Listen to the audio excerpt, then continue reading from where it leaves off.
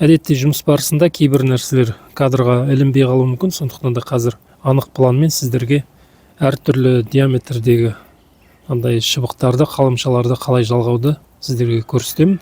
Мынау бірдей диаметр, одан кейін диаметрі кішкене үлкен болса, және де одан да жуан болса, әрқалай қалыңдықта. Алдымен бірдей диаметрдегі мына телітуші мен телінушіні жалғау үшін, мынау енді асты жағы деп ойлаңыздар, мынау тамыр жерге кетіп тұрған жағы. Енді мына қалыңдықта жалғайтын болсақ, біріне бірін бірдей қалыңдықта алатын болсақ, алдымен мына астыңғы мына жерге кетіп тұрған жағын мынадан осыған кесу жасап аламыз.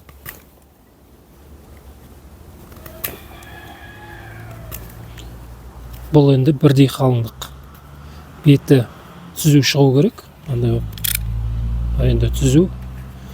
Енді оған үстіңгі қаламшаны дайындаймыз. Қаламшаны сол сияқты диаметрде аламыз шамамен. Одан кейін оғанда дәл сондай қылып кесу жасаймыз.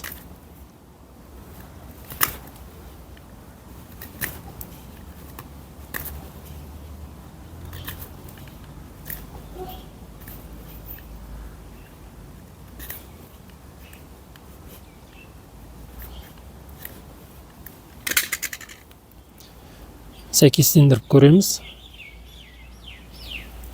Кішкене алыңқырау керек мынаның үстіңгі жағын.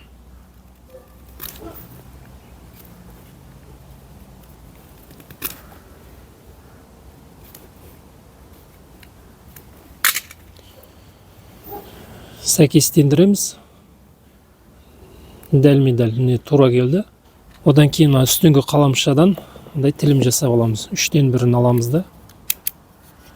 3-тен 1-ін алып, төменге қарай тілім жасаймыз.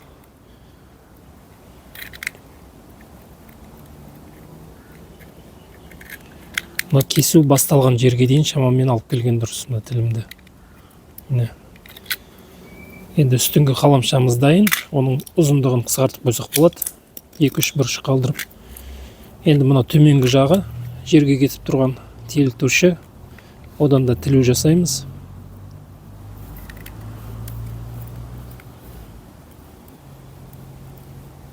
Міне болды. Енді екеуін отырғызамыз.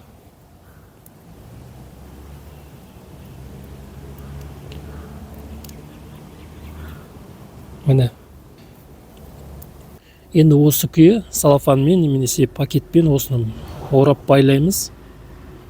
Қатты тартып байлаған кезде мына бір-біріне жабысады міне. Дәл осылай болу қажет. Одан кейін бүршік санын санаймыз. 1, 2, 3 бүршік. 4-шісі артық. Артығын кесіп алып тастаймыз. Оның бетін немесе салпамен ораймыз, немесе пластилинмен жауып қоямыз, немесе садовый бар. Болды міне. Мынау телітуші, мынау телінуші. Орысшада подвой, мынау привой. Осылай жалғанады бірдей диаметрдегі. Мынау былай тұра тұрсын міне. Енді екінші бұтағымызда мынау астыңғы телітушіміз кішкене жуандау, ашшыбығымыз одан жіңішке. Ол кезде телітушіміздің үстін кесіп аламыз. Одан кейін мынаны алысы сықта болады. Енді үстіне отырғызғанға айырмашылығы көбірек болу үшін. Мынау жіңішке, мынау жуан болып тұр. Ондай жағдайда міне қаламшамыздан қажет жерімізді аламыз. Одан кейін төменгі мына телітушінің кескен кезде оның жартылай аламыз. Осылай бір жанын ғана аламыз. Ал мына қаламшамызды толық аламыз. Қазір сіздерге көрсетемін. Міне қаламшамызды толық кестік. Ал мына телітушімізді жартылай кестік. Одан кейін сәйкестендіріп көреміз. Аз болса мына астыңғы жақты тағы да толықтырамыз. Шамамен мына тұстан басталып тұр. Міне осылай болу қажет. Сол кезде екеуі міне сай келеді.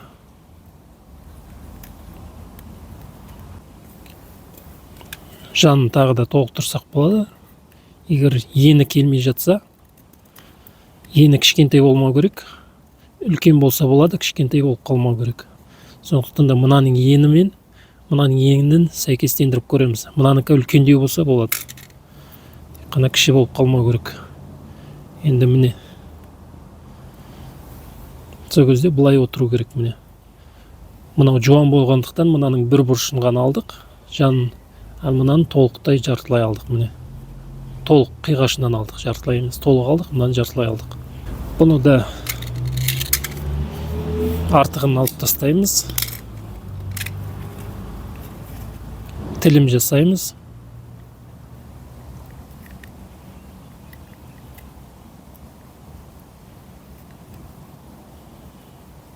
Саусақты байқаймыз. Өткір пышақ міне. Астыңғы телетушіге де дәл сондай жасаймыз. Бұл әдетте былай жерде өсіп тұрады, мынау тамыр жағы телетуші. Соғанда осылай жасаймыз.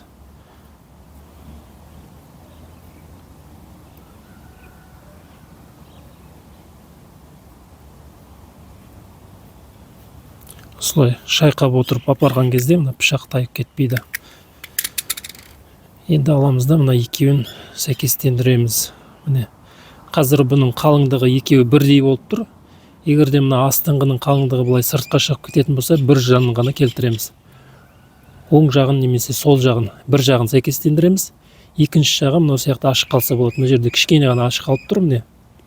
Егер де астыңғы жуан болса, онда ортада қалдырып қоюға болмайды, бір жағын сәйкестендіреміз. Мына оң жағы тең болып тұр бірге. Мына жағы міне кішкене ашық қалып тұр. Осылай дұрыс. Өйткені мына қабық астындағы мына камби қабаты бір-біріне киілу керек, бір-біріне сәйкес келу керек. Сол кезде бұл жерде жалғану болады, және де шырын қозғалысы осы жерден бір-біріне жүреді. Міне, дәл осылай болу керек. Мына жағы ашық, мына жағы теңдей. Осылай жалғанады. Тағы да артығын алып тастаймыз. Бұл жерде артық жоқ. Осылай 3 бұрыш қалдырсақ болады. Немесе 2 бұрыш қалдырсақ та болады. Болды, мынаны салапанмен толық ораймыз осы жерін. Осындай күйде жалғанады. Мынау асты, мынау үстіңгі қаламшасы. Мынау телітуші, мынау телінуші. Екінші әдіс. Енді үшінші жағдай. Мына телітушіміз өте жуан. Ал мына қаламшамыз жіңішке болған кезде, ол кезде мынаны жару арқылы отырғызсақ дұрыс болады. Ол үшін бұны да кесіп аламыз.